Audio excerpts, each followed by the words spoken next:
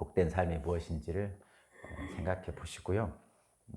그렇다고 해서 거듭 말씀드리지만 여러분 각자에게 지금 필요한 것, 병 걸린 사람이 병 낫는 것, 자녀가 잘 되기를 바라는 것, 현재 내게 주어진 어떤 문제를 하나님께 기도하지 말라는 건 결코 아닙니다. 그것들 기도하셔서 해결 받으시기 바라는데, 그러나 성경에서 말하는 영원한 생명, 영생을 향한 그 길로 가야 된다는 것이죠.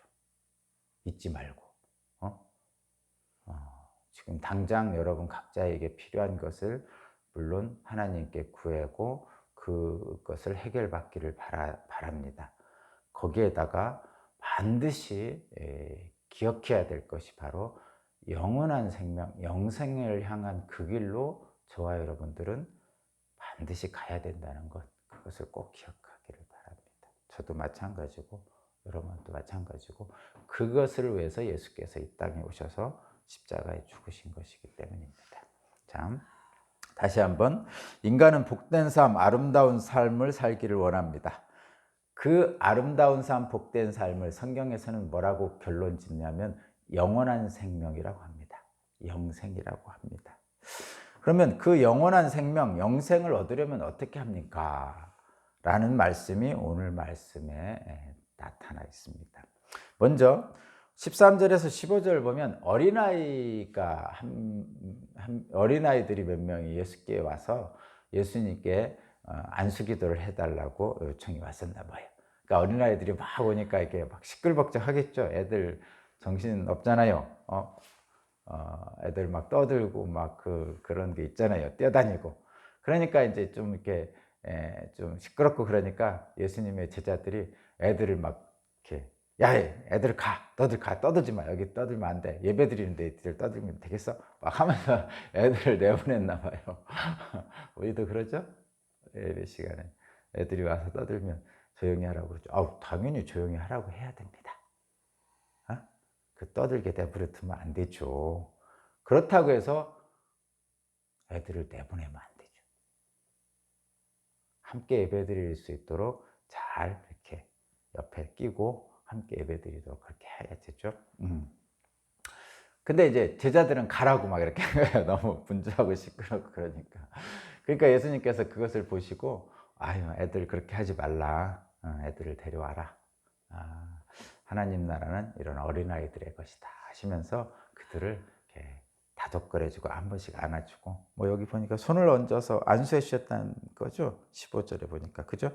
그 어린아이들을 손을 얹어 안수해 주셨다는 것은 기도도 해주시고 안아주시고 안아주시고 이렇게 다독거려 주셨다 이런 얘기입니다. 그런 얘기죠. 근데 여기에서 우리가 기억해야 될 게 지금 영원한 생명, 영생을 얻으려면이라는 제목으로 저희들이 지금 보고 있는데 이 말씀이 거기에 무엇과 관련이 돼 있을까 생각을 해보면 거기 14절에 오면 이렇게 말씀하죠. 14절. 그러나 예수께서 말씀하셨다. 어린이들이 내게 오는 것을 허락하고 막지 말아라. 하늘나라는 이런 어린이들의 것이다. 이렇게 말씀. 그러니까 하늘나라가 이런 어린이들의 것이다. 이렇게 말씀하셨어요. 자, 어린이들의 것이다. 이런 어린이들의 것이다. 라는 표현은 뭐냐면, 여기에는 두 가지 의미가 있는데, 첫 번째는 어린이들은 약자예요. 그러니까 약한 사람들이다. 이런 얘기. 그래서, 오죽하면 제자들이 애들은 가라고 내보내려고 그랬을까? 그죠? 만약에 어른이 왔으면, 강한 사람이 왔으면 제자들이 나가라고 안 했겠죠. 교회도 마찬가지죠. 굉장히 높은 지위에 있는 사람이라든가, 엄청난 부자로 소문난 사람이라든가, 이런 사람들이 교회로 하면 어서 오십시오 하잖아요. 근데 이제 좀 그렇지 못한 사람이 오면 어서 옵소는 안 하고, 그래도 막지는 않지만 별로 관심을 안 갖죠. 그것이 일반적이에요. 교회만 그렇습니까? 세상이 다 그런 거지. 근데 교회는 그래도 약자들은 막지 않습니다. 그러니까 높은 지위에 있는 사람들을 환영하긴 하지만 그렇다고 해서 그렇지 못한 사람을 막는 것은 교회에서는 안 합니다. 그것이 약자의 하나님이시기 때문인 거죠. 그렇죠? 그렇다고 해서 겉으로 어 부자와 높은 지위에 있는 사람은 홀대하고 가난한 사람들만 환영하느냐? 그것도 잘못된 거죠. 그게 왜 잘못된 거예요? 가난하든 부자든 영혼이 궁핍한 사람은 다 불쌍한 사람입니다, 하나님이 보시기에. 그래서 그런 거예요, 여러분. 음. 부자든 가난한 자든 높은 지위에 있든 그렇지 않은 사람이든 간에 영혼이 궁핍한 사람은 하나님 보시기에 다 긍휼히 여김을 받는 사람이에요. 세상에서는 부자라든가 높은 지위에 있으면 뭐 저런 사람은 뭐 하나님의 은혜가 필요 없겠네 이렇게 생각할지 모르지만 교회에서는 그렇지 않습니다. 성경에서는 오늘도 밑에 이제 부자 청년에 대한 얘기가 나올 텐데, 부자 청년도 가난한 자들, 어린아이들과 똑같이 하나님의 은혜가 필요한 사람들이에요. 그런 의미에서 그렇습니다. 지금 이 어린아이들이 들의 것이다, 하늘나라는 어린아이들의 것이다, 이 표현은 이런 겁니다. 일단 약자잖아요. 그래서 하나님의 관심은 약자들에게 있습니다. 관심이. 여기서 약자는 한마디로 얘기하면 이런 거예요. 뭐 힘 있는 사람들, 부자, 뭐 권력 있는 사람들, 이런 사람들이 아니고 일단은 그렇지 못한 사람들을 얘기합니다. 여기서는 그 애굽에서 종살이하던 히브리 민족, 이스라엘 민족들이 약자였잖아요. 그들을 애굽에서 구출해 내신 분이 하나님이시기 때문에 그런 의미에서 일단 세상적으로 볼 때 약자를 얘기합니다. 그러면서 어린아이들이 하늘나라는 어린아이들 것이라는 이 어린아이들에게는 약자의 하나님이라는 의미와 함께 뭐가 있냐면, 어린아이는 특징이 뭐냐면 혼자서 아무것도 할 수 없는 사람이에요. 그렇죠? 뭐 5살짜리가 혼자 자기의 삶을 영위할 수가 없잖아요. 직장 가져서 먹을 것을 자기 혼자 구해서 먹기가 어렵단 말이죠. 그래서 혼자 자기가 자기 삶을 살 수 없는 사람들이죠. 그런 의미에서 어린아이들이 하늘나라는 어린아이들 것이라는 의미입니다. 이런 사람들은 어떻게 하겠어요? 혼자 아무것도 할 수 없는 사람은 그거는 하나님께 매달릴 수밖에 없는 거죠. 그렇죠? 그 매달린다는 의미는 순수하게 하나님을 의지한다는 뜻입니다. 자, 하늘나라가 이런 어린아이들 것이다라는 것은 첫 번째는 약자들을 위한 하나님이고, 두 번째는 어린아이들의 특징이 혼자서는 아무것도 할 수 없기에 하나님을 순수하게 의지할 수 있다는 거죠. 그 두 번째 의미가, 첫 번째 의미와 두 번째 의미가 다 중요합니다. 약자들이 하나님이라는 것, 그 다음에 두 번째는 순수하게 하나님만을 의지한다는 것. 이것이 사실은 영생을 향한, 영원한 생명을 향한 길의 사실은 핵심적인 것인데, 그것을 저와 여러분들은 잘 못하죠. 그 예가 그런 것입니다. 여기서 약자들이라고 할 때, 자, 그 예를 표현드릴게요. 하늘나라는 약자들의 것이다 이렇게 합니다. 약자들은 대표적인 게 누구냐면 이런 거예요. 제가 자주 예를 드는데 바리새인과 세리의 기도가 있잖아요. 그렇죠? 바리새인과 세리의 기도. 거기서 바리새인은 성전 중앙에서 손을 들고 하나님께 기도하죠. 그죠? 나는 11조도 내고 일주일에 2번씩 금식하고 뭐 이렇게 살았습니다. 이렇게 기도하죠. 그런데 세리는 저 성전 뒤쪽 구석쟁이에 보이지도 않는 데서 무릎 꿇고 가슴을 치면서 기도하죠. 가슴을 치면서 하나님, 이 죄인을 용서해 주십시오. 이렇게 기도합니다. 그랬을 때 예수님은 그 둘을 보시고 세리가 하나님 나라에 가깝다 이렇게 말씀하셨단 말이죠. 그러면 그 둘 차이는 뭡니까? 둘 차이는, 바리새인은 자기를 드러냈잖아요. 성전 중앙에 손을 높이 들고 나는 11조도 하고 나는 금식도 하고 옷도 잘 차려입었겠죠. 근데 세리는 감히 나서지 못하고 저 구석재기에 무릎 꿇고 앉아가지고 가슴을 치면서 통곡하는 거죠. 뭐라고 통곡해요? 하나님, 나 같은 죄인을 불쌍히 여겨주십시오. 자, 여기에서 핵심적인 건 이 바리새인과 세리는 뭔 차이가 있냐면, 바리새인은 자기를 높이는 사람이고 세리는 자기가 죄인이라고 낮추는 사람이에요. 이것이 바로 전적으로 하나님을 의지하는 어린아이 같은 모습이죠. 말하자면 마르다와 마리아에서 마리아가 예수님 발치에서 예수님만 쳐다보고 있는 것과 같습니다. 이게 그 순수한 마음, 오직 예수님 외에 다른 것은 아무것도 필요 없다는 젖된 어린아이가 엄마 품에 안겨 있는 것과 같은 거예요. 그것이 필요하다는 거죠. 그렇습니다. 하나님 나라는 이런 어린아이들과 같은 사람들의 것입니다. 근데 실제적으로 저와 여러분들은 그렇게 하는 게 쉽지 않습니다. 생각보다. 그 쉽지 않은 예가 그 17절부터 15절부터 나오는 부자 청년의 이야기입니다. 누구나 다, 아까도 말씀드렸죠. 누구나 다 복된 삶, 아름다운 삶, 행복한 삶을 살기를 원합니다. 성경에서는 그것을 영원한 생명, 영생이라고 말합니다. 그리고 이스라엘 사람들은 다 알고 있어요. 그런 영원한 생명, 영생의 삶을 사는 것이 복된 삶이라는 걸 알고 있습니다. 이 부자 청년도, 이 사람도 그것을 알고 있습니다. 그래서 예수님에 대한 소문을 들었어요.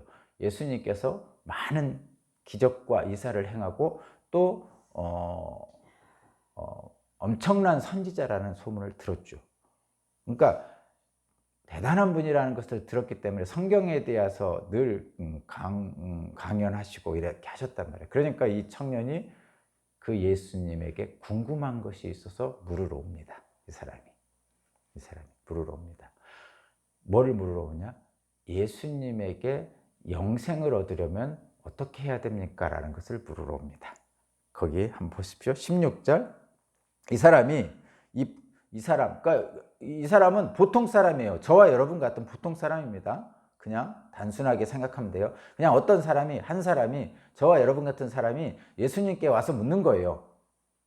어떻게 하면 잘 살 수 있습니까? 하고 묻는 거예요. 어떻게 하면 영생을 얻으면서 살 수 있습니까? 어떻게 하면 행복한 삶을 살 수 있으면, 이렇게 묻는 거하고 똑같은 거예요, 지금. 그런데 성경적인 질문을 하는 거죠. 성경적인 내용으로. 뭐라고 하냐면, 어떻게 하면 영원한 생명, 영생을 얻을 수 있습니까? 16절입니다. 그런데 한 사람이 예수께 다가와서 물었다. 선생님, 내가 영원한 생명을 얻으려면 무슨 선한 일을 해야 합니까? 이렇게 질문을 했어요. 그랬더니 예수께서 뭐라고 대답하셨냐면 17절, 예수께서 그에게 말씀하셨다. 어찌하여 너는 나에게 선한 일을 묻느냐? 선한 분은 한 분이다. 네가 생명에 들어가기를 원하면 계명들을 지켜라. 이렇게 대답했어요. 자, 이 한 사람이, 어떤 사람이 영원한 생명을 얻으려면 무슨 선한 일을 해야 됩니까? 이렇게 질문했어요. 그랬더니 예수님께서, 야, 너 선한 분은 하나님 한 분이야. 그냥 계명이나 지켜. 제 말투를 여러분 잘 기억하시면 돼요. 자, 어떻게 하면 영원한 생명을 얻을 수 있습니까? 무슨 선한 일을 해야 됩니까? 이렇게 물어봤더니 예수님이, 야, 무슨 선한 일, 선한 분은 하나님 한 분이야. 그냥 계명이나 지켜. 제 표현이 아주 말투가 비슷합니다. 예수님께서 이렇게 말씀하신 거예요. 이 말씀의 뜻은 뭐냐면 이런 겁니다. 첫 번째, 무슨 선한 일을 해야 됩니까? 영생을 얻으려면, 이렇게 지금 질문하고 있잖아요. 그러면 이 사람은 뭔 생각을 하고 있냐면, 영생을 얻으려면 선한 일을 해야 되는구나, 이렇게 생각하고 있는 거예요. 근데 여러분, 다시 한번 말씀드리지만 아까 윗부분에서 하늘나라는 이런 어린아이들과 같은 자의 것이다라고 했잖아요. 이런 어린아이들이 선한 일을 해서 하늘나라를 차지하는 거예요? 아니에요. 순수하게 하나님만 의지하는 거예요. 그러면 순수하게 하나님만 의지하는 이 약한 어린아이에게 하나님이 은혜로 영원한 생명을 주시는 거예요. 그러면 이 사람은, 이 질문하는 사람은 무슨 착각을 하고 있어요? 자기가 무슨 선한 일을 하면 영원한 생명, 영생을 얻는 줄 알고 있는 거죠. 잘못 알고 있는 거죠. 이 사람은 지금 착각을 하고 있는 거예요. 우리는 가끔 그런 생각을 합니다. 여기에서 분명히 여러분 기억해야 될 게, 우리는 적당히 뭔가 좋은 일을 하면, 적당히 좋은 것을 하면 선한 것으로 여기고 우리가 예수님에게 속해 있다고 착각하는 경우가 많습니다. 그래서 뭐 적당히 선한 일들을 많이 하죠. 안 하는 것보다 좋습니다, 여러분. 적당히라도 선한 일을 하는 게 좋습니다. 그러나 적당히 선한 일을 하면서 자기의 의로움을 나타내는 것은 예수님께 속해 있다고 착각하는 겁니다. 그래서 이 사람도 똑같은 거예요. 이 사람 선한 일을 했을 거예요. 가난한 자도 도와줬을 거고 했을 겁니다. 그런데 이 사람이 착각은 뭐냐? 무슨 선한 일을 해야만 영생을 얻는다고 생각을 하는 착각을 한 거죠.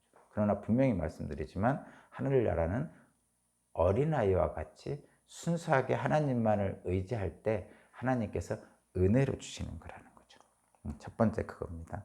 두 번째는 무슨 선한 일을 해야 합니까? 이렇게 물어봤는데 예수께서 뭐라고 대답하셨어요? 왜 나에게 선한 일을 묻느냐? 선한 분은 하나님 한 분이다, 이렇게 말씀하신단 말이에요. 그 얘기는 뭐죠?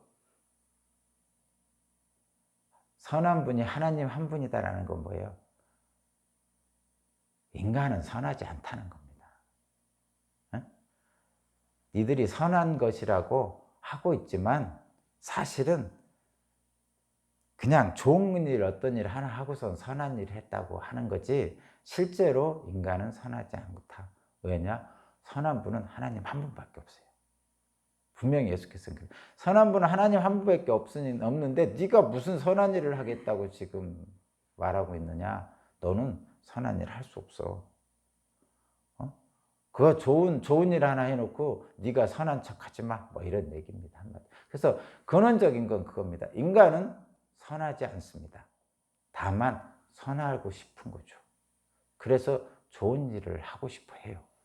그리고 좋은 일을 해야 됩니다. 그러나 좋은 일 한두 가지 했다고 해서 내가 선한 것은 아닙니다. 세리처럼 가슴을 치면서 나는 죄인이로소이다 하면서 선한 일을 하는 거죠.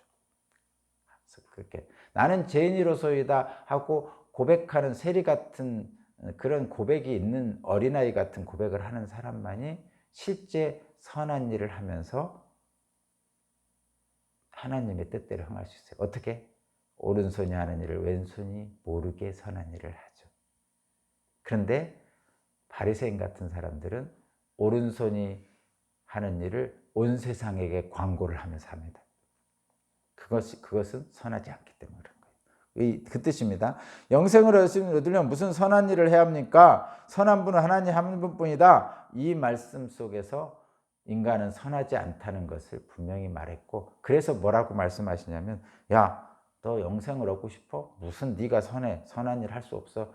다만 너는 그냥 하나님의 계명을 지키면 돼. 이렇게 말씀하시는 거죠. 그 얘기입니다. 지금 17절의 말씀이. 그러면 계명을 지키라고 했어요, 하나님께, 예수께서. 그러니까 또 질문합니다. 18절. 이 사람이 질문하고 뭐라 하면 어느 계명들을 지켜야 됩니까? 이렇게 물어보죠. 18절에 어느 계명들을 지켜야 됩니까? 그 계명이나 지켜라 이놈아, 이렇게 얘기했어요. 그랬더니 어느 계명을 지켜야 됩니까? 이렇게 물어봤어요. 그랬더니 예수께서 말씀하시는 게 거기 보면 살인하지 말라, 간음하지 말라, 그러면서 십계명에 대한 얘기를 하시죠. 그죠? 십계명에 대한 말씀을 쭉 하십니다. 거기 뭐 5계명부터 해가지고 10계명. 그러면서 마지막에 한 말씀 더 하시죠. 뭐죠? 19절 마지막에 내 이웃을 내 몸같이 사랑하여라. 이건 10계명이 아니잖아요. 그런데도 나머지 10계명의 인간들이 지켜야 될 계명들을 말씀하시면서 내 이웃을 내 몸같이 사랑하는 것이 핵심적인 계명이다라고 분명히 말씀하시는 거죠. 그런데 여기서 여러분 잘 한번 생각해요. 어느 계명을 지켜야 합니까? 이렇게 물어보고 있잖아요. 근데 하나님의 계명 중에 어느 계명을 지키면 영생에 들어갑니까? 아니죠. 이건 잘못된 질문이죠. 하나님의 계명은 지켜야 될 어느 계명을 지키고 안 지키고에 따라서 영원한 생명이 좌우됩니까? 안 그렇죠. 지금 이 사람은 또 착각을 하고 있는 거예요. 계명이나 좀 잘 지켜 그랬더니 그럼 어떤 계명이 지켜야 됩니까? 어떤 계명이 가장 중요합니까? 하면서 물어보는 거죠. 하나님의 계명은 다 지켜야 되죠. 부모를 공경하라는 5계명만 지키고 살인하지 말라는 6계명은 안 지키면 됩니까? 안 되는 거죠. 지금 어느 계명을 지켜야 되는가 이렇게 질문하는 이 사람의 질문 자체도 잘못된 거예요. 근데 저와 여러분들은 많이 하죠. 헌금을 하는 게 중요합니까? 주일 성수를 하는 게 중요합니까? 또는 뭐죠? 말씀을 읽는 게 중요합니까? 찬양을 하는 게 중요합니까? 이렇게 막 질문하는 사람들이 있어요, 가끔. 응? 찬양을 하는 게 중요합니까? 말씀을 읽는 게 중요합니까? 어떤 사람은 말씀이 있는 게 중요하다고 그러고 어떤 사람은 찬양하는 게 중요하다고 그렇게 얘기하죠. 그래서 말씀만 전하는 목사님도 있고 찬양만 하는 목사님도 있고 이렇게 얘기하는데 말씀이 찬양이고 찬양이 말씀입니다. 그렇죠? 여러분? 성경에는 시편도 있고요. 시도 있고요. 소설 같은 얘기도 있고요. 또 자서전 같은 얘기도 있고요. 역사서 같은 얘기도 있죠. 열왕기 상하 같은 거는 역사책이잖아요, 그냥. 그러니까 모든 방식으로 다 하는 것이 같은 목적이죠. 찬양이든 말씀이든 다 하나님의 계명을 지키는 거예요. 똑같은 겁니다. 찬양하면서 말씀 읽는 거고 말씀 읽으면서 찬양하는 거예요. 그게 같은 얘기입니다. 그렇게 했어요. 그랬더니 예수께서 그렇게 말했어요. 너 계명이나 지켜라 그랬더니 어느 계명 중요합니까? 그랬더니 야 네가 알고 있는 계명 다 지키면 돼. 이렇게 하셨어요. 그랬더니 이 젊은이가 또 한 번 말합니다. 20절 한번 보세요. 20절. 그 젊은이가 예수께 말하였다. 나는 이 모든 것을 다 지켰습니다. 무엇이 부족합니까? 나는 이 모든 것을 다 지켰습니다. 사실 이 젊은이는 열심히 계명을 지킨 사람인 것 같아요. 십계명을 열심히 지켰고 율법을 열심히 지킨 사람인 것 같아요. 바리새인인 것 같아요. 확실히는 모르겠지만 열심히 계명을 지킨 사람. 주일 성수도 하고 헌금도 하고 말씀도 읽고 찬양도 하고 사역 선교도 하고 전도도 하고 이렇게 한 사람이에요. 그 사람 보면 다 지켰습니다. 이게 쉽지 않은 말이거든요. 이런 표현 할 수 있는 사람이 어디 있어요? 다 지켰습니다. 이렇게 말씀했단 말이죠. 대단한 사람이죠. 그런데 아직도 무엇이 부족합니까? 이렇게 예수께 물었더니 예수께서 뭐라고 말씀하시냐면 내가 완전한 사람이 되려고 하면 영생을 얻으려고 하면 내 소유를 팔아서 가난한 사람에게 주어라. 그리하면 하늘에서 보화를 찾아야 될 것이다. 그리고 와서 나를 따라라. 이런 대답을 하셨어요. 계명을 다 지켰습니다. 그런데 무엇이 부족합니까? 라는 이 사람의 질문에서 이 사람이 무엇이 부족합니까? 나 계명을 다 지켰는데 이 질문에서 무엇을 우리가 느낄 수 있냐면 이 사람은 십계명이나 계명을 다 지켰는데도 영생에 대한 확신이 없는 거죠.